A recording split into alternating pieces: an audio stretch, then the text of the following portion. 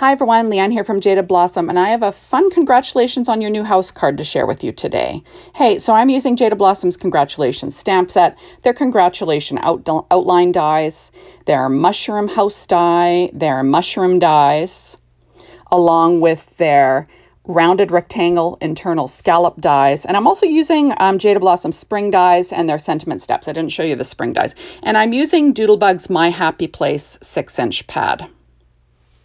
So I went ahead and I quickly heat embossed with Brutus Monroe embossing powder in alabaster and Ink on 3's Juicy Ink onto black paper tray ink cardstock.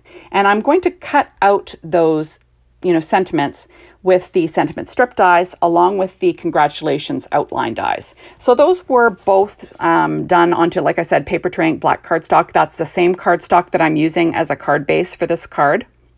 And I love this congratulations stamp set. There's just so many ways to use it. Okay, now I'm putting together my quick mushroom using paper all from that My Happy Face pad, except for that white, that's paper tray ink cardstock. So I'm just layering it up using my art glitter glue. And then I will have a quick little mushroom and I will weight it down with an acrylic block. And now I'm going to stack up my rounded rectangle internal scallop dies. That's a mouthful, but I do love this die set. So I'm going to stack that up with black paper tray ink cardstock that I cut out of the same die. And I'm just going to use my art glitter glue and stack them up. I think I did 3 layers. It just gives the frame a nice presence on your card base. Now, I have a separate video that I did talking about how I chose the patterns for this card. And I thought I've had a lot of people question about that, so I thought I'd do a quick video. Not that I'm a professional or anything, I'm certainly not, but I thought I would make one. So that will also be posted today. So now I'm pulling out the mushrooms, and I cut the mushrooms first out of this all over yellow little dot paper from Doodlebug. That's that same pad. And then I'm going to quickly put together these mushrooms. So I put together the mushroom for the inside, that's from that same mushroom dies, and then I'm going to be adding on the little toppers to this mushroom die. And that's paper from that same My Happy Place pad from Doodlebug. So, easy stuff. And I'm talking, sorry, when I was doing my voiceover, I realized that I'm not putting together the mushrooms yet. I'm putting together the little door and the windows. This is what happens when you're doing voiceovers, like the big square kind of covers what you're talking about. Sorry, guys. So I was putting together the little door and the little mushroom house windows. Those were cut out of paper tray ink dark chocolate cardstock. And then the blue from underneath is from that Doodlebug pad. So now I'm putting together the little mushrooms. Those toppers were all cut out of that same paper from My Happy Place, the 6-inch pad. And I'm just going to be adding, you'll notice that the toppers were cut first out of white paper tray ink cardstock and then out of paper from that Doodlebug pad. And I'm just layering them up. So I will have, let me see, 1, 2, 3, 6 different colored mushrooms. There is 7 mushrooms, but the middle one's covered. So why bother putting the topper on that mushroom, right? So I'm just layering them up with the art glitter glue, and I will weight them down with my acrylic block. And I'm working on, a piece of that Doodlebug pad, or not Doodlebug. What's it called? Stampin' Up pad that I work on. And there we are. So I'm just sort of, weighting them all down using my reverse tweezers. And then that way I get them all stuck down and they're nice and flat. Just makes things nice and easy, right? And now I'm going to add the little door to this little mushroom house. Perfect for a gnome, right? Kind of fun, but there won't be a gnome on this card. And now I'm going to add this one little window, but I do make 2 windows. And I'm just going to put together the second one. So, easy stuff, just using paper from Doodlebug and then that paper tray ink dark chocolate cardstock. But you could have chose any brown. It would have worked for this. Just going to weight that down, and then I will pop that last little window on. I thought it needed another little window, so I thought I would add that. So, you know, easy stuff. And now I'm going to put together my little mushrooms. I'm just going to pop them all on. This is going to be sort of like, you know, my little scene behind my mushroom house. And I'm just adding on each little mushroom top to each little mushroom. These are so cute. And the nice thing is that the grass is also in that same arch from the mushroom dies. So it makes it a little bit easier when you're making a scene, right? So there you have that. I'm just going to finish adding my last little mushrooms to the background. And I did weight that down. I didn't show it, but I did weight it down with an acrylic block. So now I'm going to add my grass. That is from that same doodlebug pad. There we have it. And I'm just making sure it's stuck down and you know, even. And now I'm going to make my card. Okay, so this is actually a side fold A2 size card. So that is 4.25 by 11 squared at 5.5 inches. And then I'm adding a layer of paper. This is pattern paper from that same pad, and it's cut 1/8 of an inch smaller than an A2 size card base. So this is kind of like a horizontal card base. There you have it. And then I'm just going to pop that down in place with my ATG tape. There. And then I've got this paper's from that same pad, and I just cut it out. I traced my rectangle internal scallop that I was using, and I just cut it out. And that's going to be the, you know, sky to my background. And then I will add my mushrooms on. And then you see I've got like that frame kind of like as a little viewfinder into my, you know, little, you know, background that I created. My little vignette, right? So I'm just going to add some glue to these little mushrooms so they're not flopping around, and I'll add a little bit of glue to the edge. And then I'm going to pop that in place onto my card base. So just trying to get it straight, but I want it, you know, in a good spot so I can, you know, line it up with my little framed rectangle internal scallop that I cut out. So I'm just going to trim off the overhang with a pair of scissors, which is easy, right? And then I will create the rest of my little scene. So I'm just trimming off that extra. And of course there's tape, so it's sticking, right? I probably should have used my non-stick blades, but you know, I just grabbed what was next to me. So there is my little scene. I just want to make sure that's trimmed off there. There we go.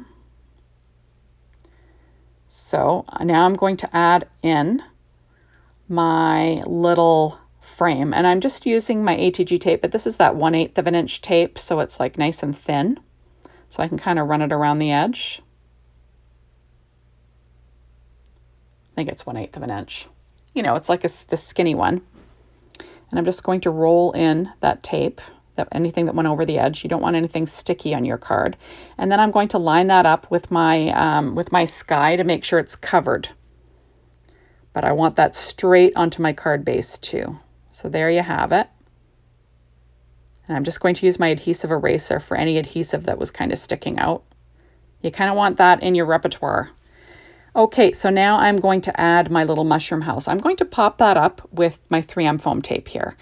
And I also use my Stampin' Up! Dimensionals, so I kind of use them back and forth depending what's going on. I had a strip of this stuck to my desk. When I'm using 3M foam tape, I kind of peel off a strip and I'll stick it to the side of my desk, and then I'll rip pieces off of it.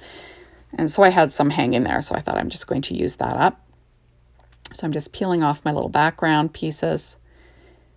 And then I will make sure that it will stick down. I'm going to add a little bit of glue to both sides, so when it overlaps that frame, it will stick to it. Isn't that cute? So that's the little house, little mushroom house. It's just so sweet. And now I've got some little pieces of grass that came from that same mushroom house, and I cut that out of paper from that same pad. And I'm just going to pop up 2 pieces in front of that little mushroom house, just to give it, you know, a little bit of dimension, right? You know how you have foreground and background, just gives it a little bit of something. and I will pop those up on the frame. I'm going to basically do that on both sides. So, you know, easy stuff. And then we will have a cute little scene. There you are. So I'm just going to pop that other one in place. Kind of all thumbs. It's a good thing that there's these reverse tweezers. Just making sure they're straight, right? And there you have it. Okay, on the inside of the card, I'm going to add a piece of Neenah Solar White 80-pound cardstock, cut at 4 by 5 1/4 inches. Just gives you somewhere to write. Now you could write in a, you know, a white Jelly Roll pen, that'd work too, but I wanted a white area to write on. And I'm just going to add that to the inside.